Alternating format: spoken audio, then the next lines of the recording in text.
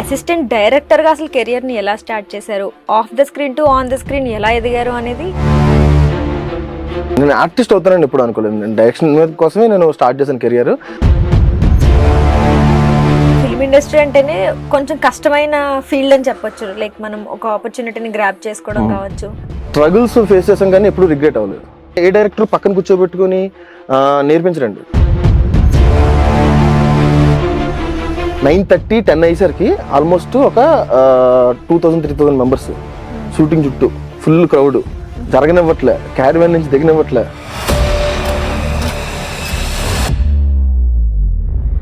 మూడు ఐటమ్ సాంగ్లు ఉండాలి, 10 ఫైట్లు ఉండాలి. కాబట్టి ఒక కథ డిజైన్ చేసినప్పుడు కథకు కావాల్సిన రిక్వైర్మెంట్ మనం ఇవ్వాలి, కానీ మనకు కావాల్సిన దానిలా కథను రాసుకోకూడదు. అరే ఈ సిచ్యువేషన్ ఎందుకు వచ్చింది, దీనికోసం ఈ ఫీల్డ్లో ఉన్నానా అన్న సిచ్యువేషన్ ఏం అలా ఎప్పుడు అనిపించలేదా? కొంతమంది ఆర్టిస్టులని వీళ్ళు పక్కా ఉండాలి సినిమాలో, వీళ్ళు ఉంటే మన బిజినెస్ అవుతుందని వాళ్ళు తెచ్చుకొని వాళ్ళ కోసం క్యారెక్టర్ మారితే సీన్ మారుతుంది, గ్రాఫ్ మారుతుంది, సినిమా మారిపోతుంది మొత్తం.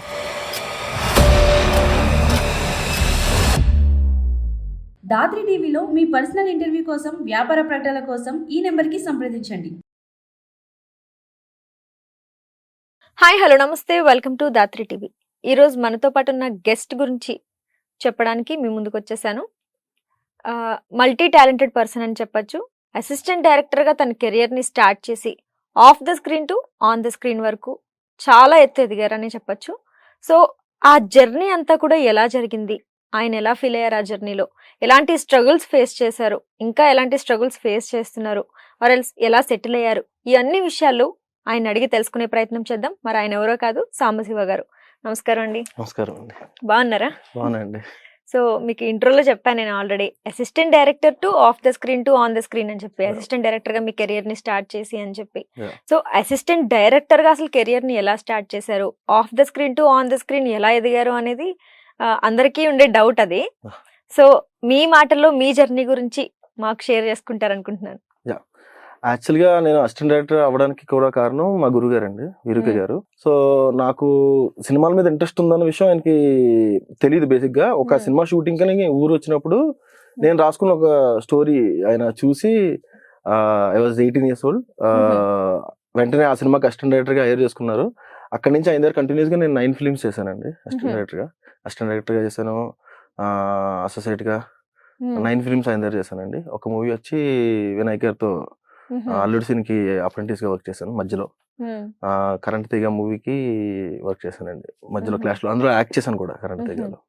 అయితే మీరు అసిస్టెంట్ డైరెక్టర్ గా ఎదుగుదాం అనుకున్నారా, రైటర్ గా వెళ్దాం అనుకున్నారా, యాక్టర్ గా వెళ్దాం అనుకున్నారా? నేను ఇప్పుడు యాక్టర్ అవుదామని ఇప్పుడు అనుకోలేదు. నేను అసలు డైరెక్టర్ అవుదామని వచ్చానండి. అసిస్టెంట్ డైరెక్టర్ గా వర్క్ చేశాను. సో మధ్యలో ఒక మూవీ మాలిని అనుకోని ఒక మూవీ వర్క్ చేశానండి. దానికి నేను కాస్టింగ్ డైరెక్టర్ కమ్ అసోసియేట్ అనమాట. వీరు గారు డైరెక్టర్. దాంట్లో ఒక హీరో వచ్చి మిలన్ అని చెప్పి కిషోర్ రెడ్డి గారు వాళ్ళ అబ్బాయి, ప్రొడ్యూసర్ కిషోర్ రెడ్డి గారు వాళ్ళ అబ్బాయి ఒక హీరో. ఇంకో హీరో సామ్రాట్. ఇంకో హీరో కోసం మేము ఆడిషన్స్ చేస్తున్నాం కంటిన్యూస్ గా. హైదరాబాద్ లో, ముంబైలో, పూణేలో కంటిన్యూస్ గా ఆడిషన్స్ చేస్తున్నాము. సో ఆడిషన్ చేస్తున్నాం, అరౌండ్ ఒక 150 members ఆడిషన్ చేస్తుంటాం. ఆ హీరో కోసం 6 months షూటింగ్ ఆపాం. 6 months షూటింగ్ స్టార్ట్ చేయలే, ఓపెనింగ్ అయిన తర్వాత కూడా. తిరుగుతున్నాము. సడన్లీ వాళ్ళందరికీ ఆ డైలాగ్ ఎక్స్ప్లెయిన్ చేసి నాకు అలవాటు అయిపోయింది. సడన్ గా వచ్చి ప్రొడ్యూసర్ గారు ఇంకా తిరగడం ఎందుకు, బాగా చేస్తున్నాడు కదా, సామాన్ పెట్టుకుందాం అన్నారు. అలా నేను ఆర్టిస్ట్ అయ్యానండి. ఏదైనా నేర్పించడం అంటే మనకి నేర్పించడం వరకు ఓకే సార్, సడన్ గా కెమెరా ముందు కనేసరికి భయం వేయలేదా? భయం వేయలేదంటే ఏమండి నాకు తెలియదు, ఫ్లోలో అయిపోయింది. I was 20 years old. అసలు అనుకున్నారు ఎప్పుడన్నా మీరు అలా అవుతుంది అని చెప్పి? లేదండి, నేను ఆర్టిస్ట్ అవుతానని ఎప్పుడు అనుకోలేదు. నేను డైరెక్షన్ మీద కోసమే నేను స్టార్ట్ చేశాను కెరియర్. సడన్ గా ఆ సినిమా ప్రాసెస్ లో ఉండగానే అది కొంచెం పెద్ద స్కేల్లో చేశారండి. సినిమా ఆడలేదు, అది వేరే విషయం. కానీ పెద్ద స్కేల్లో చేశారు. సినిమాకి కెమెరామెన్ వచ్చేసి సి రామ్ ప్రసాద్ గారు, లెజెండ్, రెబల్, చాలా పెద్ద కెమెరామెన్ ఆయన కెమెరామెన్ సినిమాకి. శ్రీకర్ ప్రసాద్ గారు editor, senior most editor Srikar Prasad గారు. హిందీ నుంచి జాకీర్ హుస్సేన్ గారు విలన్, బ్రహ్మానందం గారు, రాజేంద్ర ప్రసాద్ గారు, చాలా పెద్ద కాస్టింగ్ అనమాట అండి. సో ఆ సినిమాలో హీరో అనేసరికి నాకు ఒక 3 సినిమాలు రిలీజ్ ముందే అగ్రిమెంట్లు అయిపోయి అడ్వాన్స్ కూడా ఇచ్చారు. అలా ఇంకా ఆగలేదు ఆ ఫ్లో. అలా కంటిన్యూస్ గా నేను 14 ఫిలిమ్స్ హీరోగా చేశానండి. అందులో 7 రిలీజ్ అయినాయి, ఓటీటీలో 3 రిలీజ్ అయినాయి, హాఫ్ ఆఫ్ ద సెంచరీ కొట్టారు మీరైతే. 3 ఓటీటీ రిలీజ్ అయినాయి, 4 థియేటర్ రిలీజ్ అయినాయండి. ఓకే. అలా ఆర్టిస్ట్ గా అక్కడి నుంచి అలా అలా అలా డైరెక్షన్ అలా వెనక్కి వెళ్ళిపోయిందండి. అంటే ఏది మీ చేతిలో లేదు, మీ చేతిలో లేకుండా అన్ని అవే ఫ్లోలో ఫ్లోలో అయిపోయిందండి. ఆర్టిస్ట్ అవడం అయితే మాత్రం కోఇన్సిడెన్స్ అంతే అండి. అది కోఇన్సిడెన్స్ లో మీకు ఏ కోఇన్సిడెన్స్ నచ్చింది? అసిస్టెంట్ డైరెక్టర్ గా లేదండి, నాకు ఎప్పటికీ నా లవ్ అయితే డైరెక్షన్ అండి. డైరెక్షన్ మీరే హీరో, మీరే ప్రొడ్యూసర్, మీరే డైరెక్షన్ చేసే అవకాశాలు ఏమైనా ఉన్నాయి? నేను డైరెక్షన్ చేసే సినిమాలో నేను అట్లీస్ట్ స్క్రీన్ మీద కనబడి కూడా కనబడండి ఒక షాట్ లో కూడా. అదే బేసిక్ గా నా పాయింట్ ఏంటంటే అండి, ఎవరు చేసే పని వాళ్ళు చేయాలి. డైరెక్షన్ అంటే డైరెక్షన్, ఆర్టిస్ట్ అంటే ఆర్టిస్ట్, అంతే. You are into complete interest direction మీద. డైరెక్షన్. ఓకే. మరి రైటర్ గా అది అవదంటారా? నా సినిమాకి నేనే రాసుకుంటానండి. అంటే ఎవరికి రాయకపోవచ్చు, రాసాను ఆల్రెడీ ఒక 2-3 సినిమాలు రాశాను. మన ప్రభాస్ వాళ్ళ కజిన్ బ్రదర్ ఒక అబ్బాయి రవి అని చెప్పి బుల్లెట్ అని ఒక మూవీ చేశారండి. ఆ సినిమాకి నేను రాశాను, డైలాగ్స్ రాశాను, ఒక స్టోరీలో నాది. ఇంకా ఫర్దర్ ఇప్పుడు ఒక సినిమా జరుగుతుంది, ఇంకా పెద్ద సినిమా అది, ఇంకా బయటకు రాలేదు, వచ్చాక చెప్తాను. దానికి కూడా నేను స్టోరీ రాశాను, స్టోరీలో నాది కూడా ఉంది. సో ఏదేమైనా ఫిల్మ్ ఇండస్ట్రీ అంటేనే కొంచెం కష్టమైన ఫీల్డ్ అని చెప్పొచ్చు. లైక్ మనం ఒక ఆపర్చునిటీని గ్రాప్ చేసుకోవడం కావచ్చు, లేకపోతే దాంట్లో నిలదొక్కుకోవడం అవ్వచ్చు. చాలా స్ట్రగుల్స్ ఫేస్ చేయాలి, చాలా ప్రాబ్లమ్స్ ఫేస్ చేయాలి, ఫినాన్షియల్ గా అవ్వచ్చు, పాలిటిక్స్ అవ్వచ్చు, ఏదైనా. నేను ఎక్కువ మాట్లాడలేను దీని గురించి. సో మీకు ఎలాగంటే మనకి వెనకాల ఫ్యామిలీ బ్యాక్గ్రౌండ్ అయినా ఉండాలి, లేదా ఫినాన్షియల్ గా స్ట్రాంగ్ ఉండాలి. ఇవేమీ లేకుండా ఈ ఫీల్డ్ లో ఇన్నాళ్ళు ఉండడం అంటే చాలా కష్టమైన పని అని చెప్పొచ్చు. సో మీరు అలాంటి స్ట్రగుల్స్ ఏమైనా ఫేస్ చేశారా దీంట్లో? 100% స్ట్రగుల్స్ ఉంటాయండి. స్ట్రగుల్స్ లేకుండా స్ట్రగుల్స్ ఉంటాయి 100%. లైక్ నేను మధ్యలో ఒక 7 ఫిలిమ్స్ అసిస్టెంట్ డైరెక్టర్ అయిన తర్వాత నేను డైరెక్షన్ చేసేద్దాం అని చెప్పి బయటకు వచ్చి ఒక 1 year ఖాళీగా ఉన్నాను.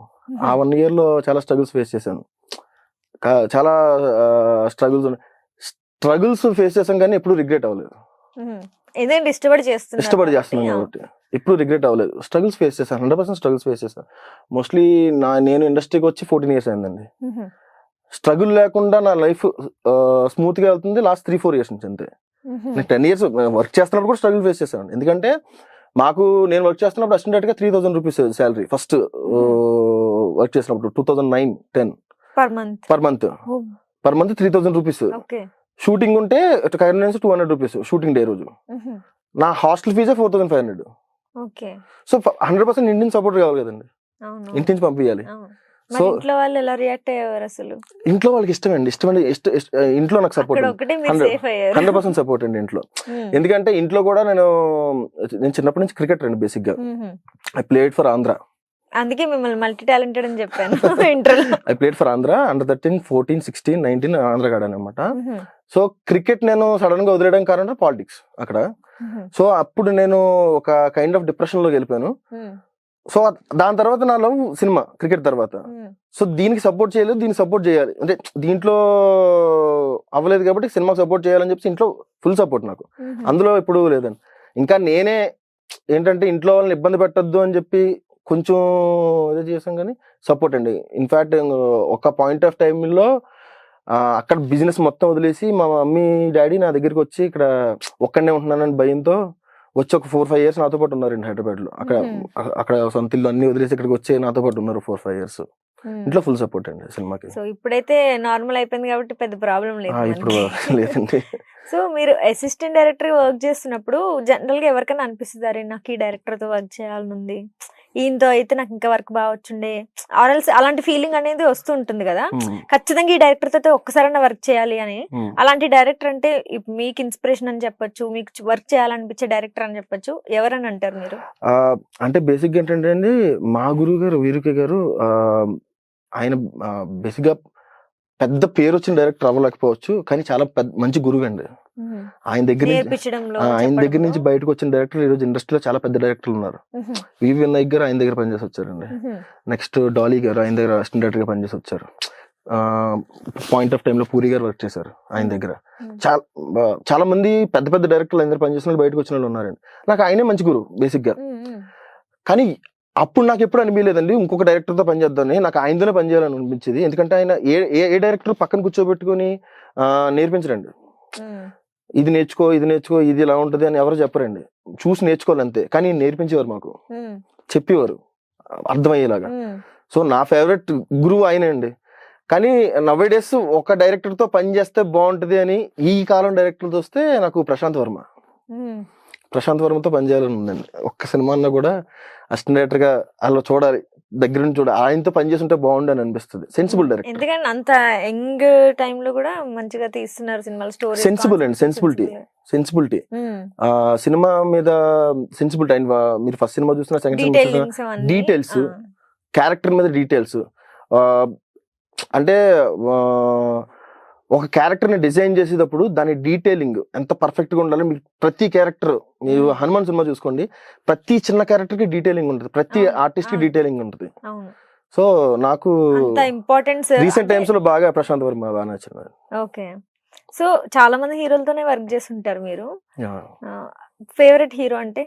నేను అసిస్టెంట్ డైరెక్టర్ గా వర్క్ చేసిన హీరోలు అండి, లేకపోతే యాక్టర్ గా వర్క్ చేసిన హీరో? యాక్టర్ గా తర్వాత చెప్పండి, ఫస్ట్ అసిస్టెంట్ డైరెక్టర్ గా చెప్పేసి. అసిస్టెంట్ డైరెక్టర్ గా అయితే తారక రత్న ఉన్నారండి. తారక రత్నంతో వర్క్ చేశాను నేను, 2 సినిమాలు పనిచేశాను తారక రత్నంతో.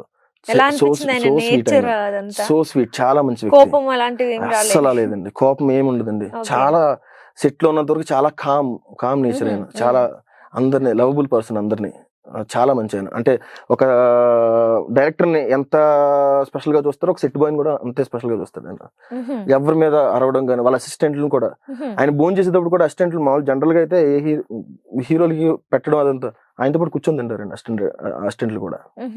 మంచి వ్యక్తి. తర్వాత మనోజ్ అన్న, కరెంట్ తీకి వర్క్ చేశాను, నేను యాక్ట్ చేశాను అందులో. అలాగే అసిస్టెంట్ గా కూడా క్లాష్ కి వర్క్ చేశాను. మనోజ్ అన్న కరెంట్ తీగలో యాక్ట్ చేసి అంటున్నారు కదా, మనోజ్ అన్న గురించి అడగను కానీ అందులో యాక్ట్ చేసిన ఇంకో మెయిన్ ఇంపార్టెంట్ క్యారెక్టర్ చేసిన ఆర్టిస్ట్ ఉన్నారు, ఎవరు చెప్పండి? జగత్ బాబు గారు ఉన్నారు, సన్నీ లియోన్. మీరు ఫస్ట్ సన్నీ లియోన్ పేరు చెప్తాను అనుకున్నానే. సన్నీ లియోన్ గురించి చెప్పండి మాకు. సన్నీ లియోన్ గురించి అమ్మాయి ఒక ఇన్సిడెంట్ చెప్తానండి. అమ్మాయి షూటింగ్ లో ఉందని ఎవరికీ తెలియదు. ఆ రోజు శంకరపల్లిలో వర్క్ చేస్తున్నాం, షూట్ ఒక హౌస్ లో వచ్చిందని ఎవరికీ తెలియదు. ఈవినింగ్ 6కి షూట్, మార్నింగ్ 6 వరకు నైట్ ఎఫెక్ట్ షూట్ జరుగుతుంది. 7:30కి వచ్చింది ఆమె.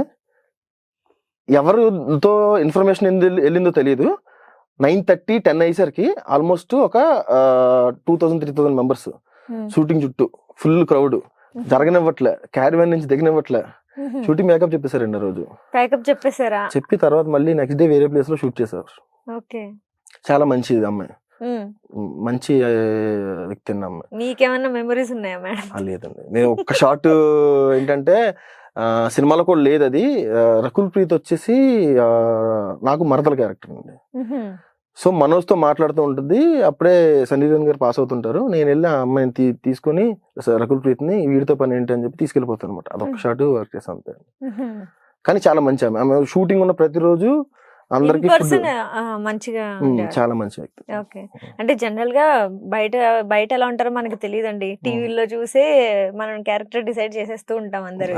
సో ఎవరన్నా చూసినప్పటికీ ఆ సన్నీ లియోన్ కదా అని చెప్పి ఛాన్స్ తీసుకుంటారు పాపం ఆమెను అనేయడానికి. మీరు వర్క్ చేశారు కాబట్టి ఆమె ఎలా ఉంటుందని మిమ్మల్ని అందుకే అడిగాను. చాలా మంచి వ్యక్తి అండి. షూట్ లో ఉన్న అన్ని రోజులు అందరికి ఫుడ్ కూడా తెప్పించేది. చాలా మంచి వ్యక్తి. మనోజ్ గారు కూడా మీకు చాలా పర్సనల్ ఫ్రెండ్ అని విన్నా. పర్సనల్ ఏం కాదండి, నాకు జస్ట్ సినిమా వరకు తెలుసు. మా మనోజ్ అన్న మంచి వ్యక్తి. మనోజ్ అన్న చాలా జోవియల్, ఆయన స్పాంటినిటీ బాగుంటది.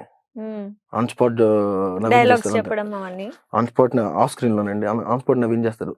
చాలా మంచి. ఓకే. సో తెలుగులో చాలా ప్రాజెక్ట్స్ చేశారు, అదర్ లాంగ్వేజెస్ కూడా ఏమైనా ఉన్నాయా? భోజ్పురి చేశానండి నేను. భోజ్పురి చేశాను, కన్నడ చేశాను. కన్నడలో బిందాస్ ఉడిగి అని ఒక మూవీలో నెగిటివ్ రోల్ చేశాను, సుమన్ గారికి కొడుకుగా. భోజ్పురిలో వచ్చేసి కంపెనీ అని ఒక సినిమా చేశాను, దాని సీక్వెల్ క్రైమ్ కంపెనీ ఒకటి, తాకత్ అని ఒక మూవీ చేశాను. 3 సినిమాలు చేశానండి. భోజ్పురి అంటే మనం అసలే ఆంధ్ర, హిందీయే అంత మాత్రం. భోజ్పురి ఎలా నేర్చుకున్నాను? నేను డబ్బింగ్ చెప్పలేదు, నాకు డబ్బింగ్ వేరే చెప్పాను. నేను 1, 2, 3 చదివాడిని. అంటే ఒక డైలాగ్, భోజ్పురి డైలాగ్ ఒకటి చెప్పండి సార్. లేదు, నాకు అసలు ఇంపాసిబుల్ భోజ్పురి, ఇంపాసిబుల్. అదే నా కింద నుంచి అదే కొడుతుందన్నమాట. అసలు ఎలా భోజ్పురిలోకి వెళ్ళారు, ఆ లాంగ్వేజ్ ఎలా మేనేజ్ చేశారు, డైలాగ్ ఎలా మేనేజ్ చేశారు లేదు, ఏంటి? అంటే ఆ సినిమాలన్నిటికీ డైరెక్టర్ మా గురువు గారు వీరికి గారే. ఆహా. సో ఒక మూవీ 100 Days మూవీ, ఇంకా 2 ఒకటి ఓకే ఓకేగా అయింది, ఒకటి ఫ్లాప్. సో ఆ సినిమాలో అప్పుడు ఏంటంటే ఆ, నేను ఇప్పుడు హిందీ తెలుగులోనే చెప్పానండి, మాక్సిమం తెలుగులోనే మాట్లాడేసాను. మరి డబ్బింగ్ వాళ్ళు ఎలా చెప్పారు, వాళ్ళ లాంగ్వేజ్ మీకు ఎలా అర్థమైంది? కనీసం వాళ్ళు వచ్చి మీకు ఒక సీన్ ఎక్స్ప్లెయిన్ చేసినప్పుడు అన్న అర్థం అవ్వాలి కదా. ఆ అసిస్టెంట్ డైరెక్టర్ తెలుగు వాళ్ళు ఉన్నారండి, భోజ్పూరి వచ్చిన అసిస్టెంట్ డైరెక్టర్ తెలుగు వాళ్ళు ఉన్నారు. ఓకే, సో వాళ్ళు ఓకే. ఎక్స్ప్లెయిన్ చేసేవారు, నేను కౌంటర్ ఇచ్చేవాడిని. వాళ్ళు మళ్ళీ అక్కడ ఆర్టిస్టులు అందరూ భోజ్పూరి ఆర్టిస్టులు, మళ్ళీ ఆపోజిట్ ఆహా. అందరూ. బానే మేనేజ్ చేస్తారు అలా. ఆ నడిపిస్తారు. తర్వాత కూడా నాకు చాలా సినిమాలు ఆఫర్లు వచ్చినాయండి భోజ్పూరిలో. ఆహా. బట్ ఏంటంటే ఆ కల్చర్ మనకి అడాప్ట్ చేసుకోవడం కష్టం. అవును. ఈ క్రైమ్ మేము చేసిన 3 సినిమాలు కూడా మన తెలుగు నేటివిటీకి తగ్గట్టు ఉండే సినిమాలు అవి. వాళ్ళది దట్ వాస్ డిఫరెంట్ అసలు. మన అది అడాప్ట్ మనం ఈ చేసుకోవాలి. కల్చర్ కి అలవాటు పడి సడన్ గా వేరే లాంగ్వేజ్ అంటే మనకి కష్టం అవుతుంది. అది మన నిజమే. తమిళ్ కన్నడ కొంచెం మనకి కొంచెం దగ్గరగా ఉంటాయి కదా, కొంచెం దగ్గరగా కదా, మాక్సిమం దగ్గర ఉంటాయి అవును. కాబట్టి అవి చేయొచ్చు. కానీ అది మనకి వాళ్ళకి భయం వేస్తుంది నాకు కూడా తలుచుకుంటే. రేపు పొద్దున్న నిజంగా వెళ్తే ఇలానే ఉంటదా అన్న భయం ఉంటది. అంటే మనం అక్కడ భోజ్పూరి మూవీస్ అంటే ఒక 3 ఐటమ్ సాంగ్స్ ఉండాలండి సినిమాలో, మ్యాండేటరీ మనకి సేల్ ఒకటి అవ్వాలంటే. ఉంటేనే ఎక్కువ, అది ఆ, కూడా ఉంటది ఉండదు వాళ్ళకి చెప్పలేము. బిజినెస్ పర్పస్ అన్నమాట. ఆహా. సో కానీ ఎంతగా ఎక్కువ సినిమా చేస్తే సబ్సిడీ ఉంటుంది. మ్మ్. 3 ఐటమ్ సాంగ్లు ఉండాలి, కొన్ని రెస్ట్రిక్షన్స్ ఉంటాయి, 10 ఫైట్లు ఉండాలి, ఇవన్నీ ఉంటాయండి. అది మనకి వర్కౌట్ కాదు, మనం చేయలేము అంతా.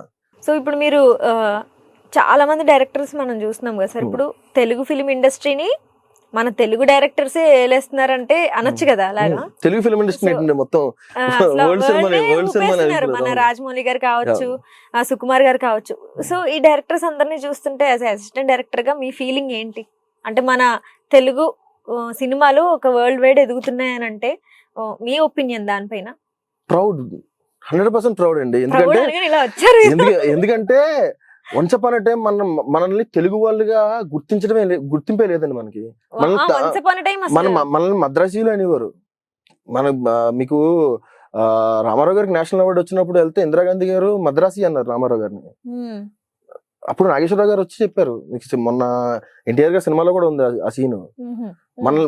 మనకి తెలుగు వాళ్ళ గుర్తింపు అవును. లేదండి. ఇప్పుడు వస్తుంది అని అనొచ్చు. వచ్చేసిందండి, వస్తుంది కదా, వచ్చేసింది. ఇంకొంచెం. మీరు ఆల్రెడీ డన్. ఏంటంటే మనం దేశం దాటి వెళ్తున్నాం ఇప్పుడు, అంతే. అవును. మన డైరెక్టర్స్ దేశం దాటి వెళ్తున్నారు ఇప్పుడు. అవును. నేషనల్ అవార్డ్స్ వస్తున్నాయి, ఆ. అసలు ఆపేదే లేదు తగ్గేదే లేదు అన్నట్టు. అసలు సో మనోళ్ళు ఇప్పుడు వరకు లిమిటెడ్ అయిపోయారండి. యాక్చువల్లీ ఎప్పుడు టాలెంటెడ్ డైరెక్టర్స్ అందరూ కూడా ఎప్పుడు టాలెంటెడ్, లిమిటెడ్ అయిపోయి ఉండిపోయారు. దాన్ని లాస్ట్ 10-15 years నుంచి ఓపెన్ అప్ అవుతున్నారు, అంతే. వాళ్ళు ఉన్న విల్లంతా బయట పెడుతున్నారు. 100%. సో మన తెలుగు ఫిల్మ్ ఇండస్ట్రీలో ఒక పొజిషన్ లో ఉన్న వాళ్ళ వరకు ఓకే సార్. దానికి కింద ఉన్న వాళ్ళ పరిస్థితి అంటే మన తెలుగు వాళ్ళని మనమే ఎంకరేజ్ చేసుకోవట్లేదు అన్న ఫీలింగ్ ఉండేది నాకు ఒకప్పుడు. అంటే బయట ఆర్టిస్టులు లైక్ మనకి నార్త్ నుంచి తీసుకొచ్చో, సౌత్ నుంచి తీసుకొచ్చో, వేరే అదర్ లాంగ్వేజెస్ నుంచి తీసుకొచ్చే పెట్టి ఆర్టిస్టులను చేయించుకుంటున్నారు కదా. ఏదన్నా తీసుకోవచ్చు. సో మన తెలుగు వాళ్ళకి ఎంకరేజ్మెంట్ తక్కువ ఉంది సినిమాల్లో. ఒక పొజిషన్ లో ఉన్న వాళ్ళ వరకు ఓకే. దాని కింద ఉన్న వాళ్ళ పరిస్థితి ఏంటి అంటే వేరే లాంగ్వేజ్ నుంచి ఆర్టిస్టులు వస్తున్నారు అంటే మన వాళ్ళు చెయ్యట్లేదని కాదండి, మన వాళ్ళు చేస్తున్నారు. కానీ ఏంటంటే వాళ్ళు రాసుకున్న క్యారెక్టర్లకి, వాళ్ళు అనుకున్న క్యారెక్టర్ డిజైనింగ్ కి సెట్ అవ్వట్లేదు. దానివల్ల మనకి మన వాళ్ళని తీసుకునేలాగానే రాసుకోవచ్చు కదా. అది అలా ఎలా రాస్తారండి? ఇప్పుడు మహాభారతం ఉంది, అర్జున్ ఒక అసిస్టెంట్ డైరెక్టర్ గానే మాట్లాడకూడదు, యాక్టర్ గా కూడా మాట్లాడాలి. ఇప్పుడు నేను అదే చెప్తానండి. ఇప్పుడు మహాభారతం సినిమా తీద్దాం అనుకుంటున్నాను, ఓకే అండి, నాకు విల్లు పట్టుకోవడం రాదు, నేను కథే పట్టుకుంటాను. లేదు అర్జునుడి క్యారెక్టర్ విల్లు పట్టుకోకుండా కథ పట్టుకుని ఇలా రాయమని అంటే కరెక్ట్ కాదు కదండి. విల్లు పట్టుకున్నాడు విల్లే పట్టుకోవాలి. కాబట్టి ఒక కథ డిజైన్ చేసినప్పుడు కథకు కావాల్సిన రిక్వైర్మెంట్ మనం ఇవ్వాలి, కానీ మనకు కావాల్సిన దానిలా కథను రాసుకోకూడదు. కథే ముఖ్యం ఫస్ట్, తర్వాతే ఆర్టిస్ట్ అయినా డైరెక్టర్ అయినా ఎవరైనా. ఫస్ట్ కథ, ఆ కథని మనం దానికి కావాల్సింది ముడిసరికి మనం ఇవ్వాలి, అంతే అండి. అంతేగాని మనకు కావాల్సినట్టు కథను మార్చొద్దు. అప్పుడు చాలా మారిపోతాయండి. బేసిక్గా ఫ్లాప్లు అక్కడే అవుతాయండి. సినిమాలు ఎందుకు పోతాయంటే అక్కడే పోతాయండి. మాక్సిమం సినిమాలు ఫ్లాప్లు ఎక్కడ అవుతాయంటే ఒకసారి కథ లాక్ అయిపోయిన తర్వాత ఒక ఆర్టిస్ట్ కోసం మీరు ఎప్పుడైతే క్యారెక్టర్ చేంజ్ చేశారో అక్కడ సినిమా పోద్ది 100%. ఇది నాకు లైవ్ ఎగ్జాంపుల్. నేను వర్క్ చేస్తున్నప్పుడు కూడా అది ఫేస్ చేశాను. నేను అసిస్టెంట్ గా వర్క్ చేస్తున్నప్పుడు కూడా నేను ఫేస్ చేశాను. కొంతమంది ఆర్టిస్టులని వీళ్ళు పక్కా ఉండాలి సినిమాలో, వీళ్ళు ఉంటే మనకి బిజినెస్ అవుతుందని వాళ్ళు తెచ్చుకొని వాళ్ళ కోసం క్యారెక్టర్ మారిస్తే సీన్ మారుతుంది, గ్రాఫ్ మారుతుంది, సినిమా మారిపోద్ది మొత్తం. అంటే ఇంత అనుకుంటే ఇంత చేంజ్ అయిపోద్ది. చేయాల్సి వస్తుంది. ఇంత చేంజ్ మీరు కథలో చిన్న ఒక సీన్ చేంజ్ చేశారంటే మొత్తం మారిపోతుంది గ్రాఫ్. అవును.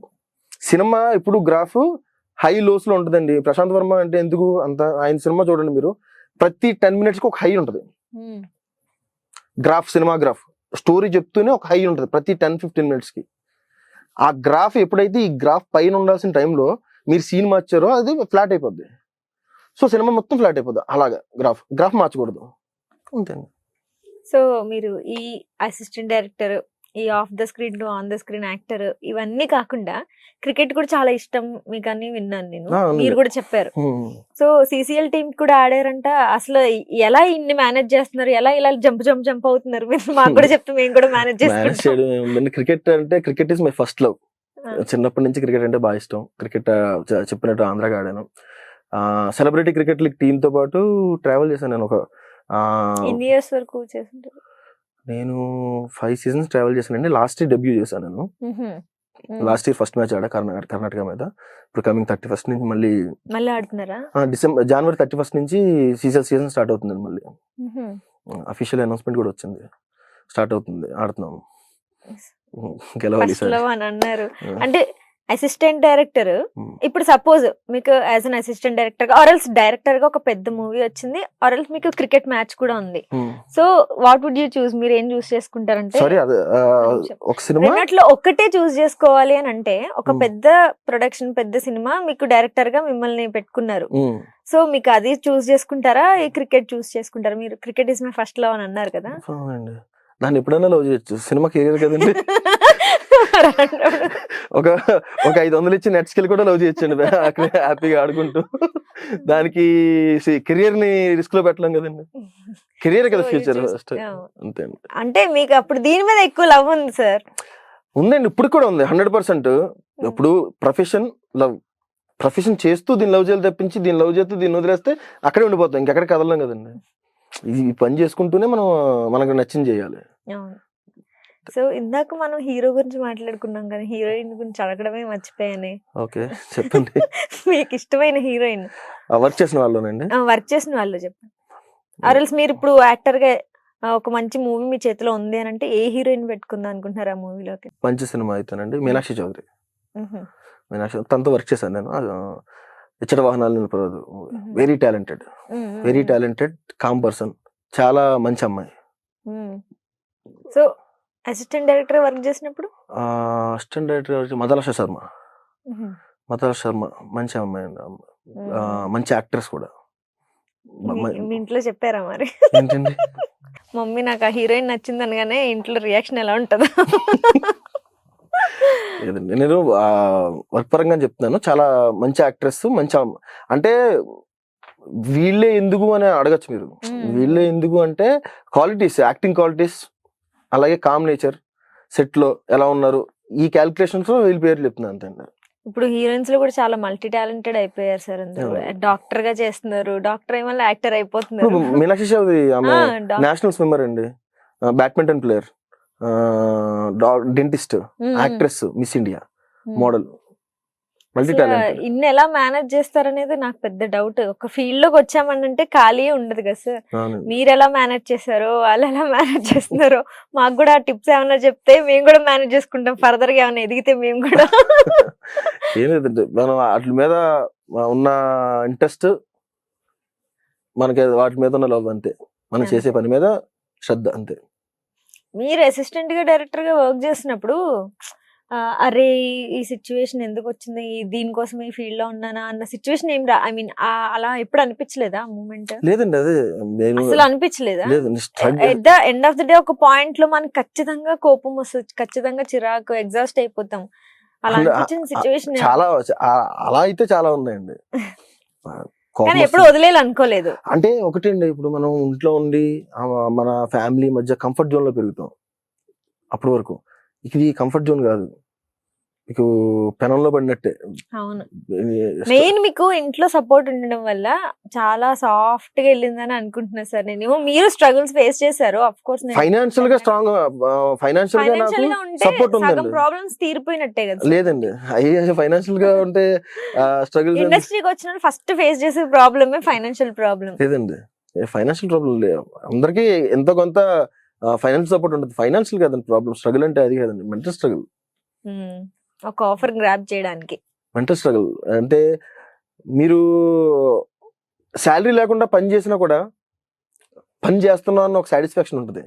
పని చేయకుండా కూర్చోవడం అనేది చాలా పెద్ద నరకం అండి. అదే, నిజమే. ఒక పాయింట్ ఆఫ్ టైంలో మనకు ఒక సినిమా అయిపోయిన తర్వాత ఇంకో సినిమా కోసం వెయిట్ చేస్తున్న టైం చాలా టార్చర్ ఉంటుంది. ఆ స్ట్రగుల్స్ అలా 1 year మీకు టైం పట్టింది అన్నారు కదా, మధ్యలో 1 year గ్యాప్. 1 year గ్యాప్ వచ్చింది. ఆ 1 year గ్యాప్ లో మమ్మీ వాళ్ళు ఏమనలేదా పేరెంట్స్? ఏమనలేదు, నేను ట్రైల్స్ లో ఉన్నానని చెప్పాను అంతే అండి. 1 year తర్వాత నేను బ్యాక్ టు మళ్ళీ అసిస్టెంట్ డైరెక్టర్ గా జాయిన్ అవుతున్నాను అనుకుంటున్నా అంటే, లేదు టైం తీసుకో, ప్రాబ్లం లేదని కూడా చెప్పారు. కానీ నేనే మళ్ళీ అప్పటికే నాకు అసిస్టెంట్ డైరెక్టర్ మళ్ళీ రమ్మని ఆఫర్స్ వస్తున్నాయి, మళ్ళీ వెళ్ళిపోయాను. అంటే ఆయన దగ్గరే మళ్ళీ మా డైరెక్టర్ గారి దగ్గర. So end of the day మీరు ఏ ఫీల్డ్ లో ఉందనుకుంటున్నారు, ఏ ఇండస్ట్రీలో ఉందనుకుంటున్నారు? తెలుగా, తమిళ, భోజ్పురి? తెలుగే అండి. అన్ని కవర్ చేస్తున్నారు కదా సార్, అర్థం కాలేదు. అది వచ్చిన అవకాశాన్ని నేను చేసుకున్నాను అంతే అండి. తెలుగే 100%. ఓకే, సంతోషం సార్ ఈ మాట అన్నందుకు.